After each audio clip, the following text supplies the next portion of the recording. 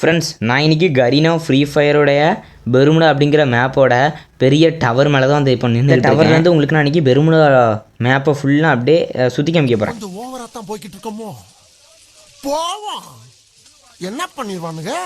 So friends, அந்த side பார்த்தீங்கன்னா peak இருக்குது, இந்த சைடு பார்த்தீங்கன்னா ஃபேக்ட்ரி இருக்குது, அதுக்கே அந்த சைடு பார்த்தீங்கன்னா தென்னைமரம் இருக்குது, அதுக்கு பின்னாடி கடல் இருக்குது. அப்படியே நம்ம லெஃப்ட்டில் பார்த்தோம்னா இதே மாதிரி ஒரு டனல் இருக்குது.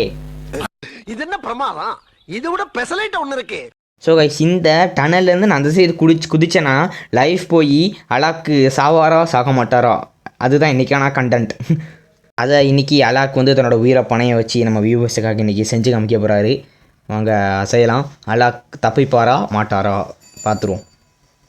ஃப்ரெண்ட்ஸ், நீங்கள் டிஸ்கவரி சேனலில் மேன் வெர்சஸ் வேர்ல்டு பார்த்துருப்பீங்க. இன்றைக்கி நம்ம சேனலில் அலாக் வெர்சஸ் டெத்து பார்க்க போகிறீங்க. எல்லா இடத்துக்கும் ஒன்றா போகணும்னு ஆசைப்பட்டா எப்படியா முடியும். ஃப்ரெண்ட்ஸ், இப்போ அலாக் வந்து அந்த ஒரு எக்ஸ்பெரிமெண்ட் நமக்கு பண்ணி காமிக்கிறது வந்து தயாராக போகிறாரு. தயாராகிட்டார். இப்போ பண்ணி காமிக்க போகிறாரு.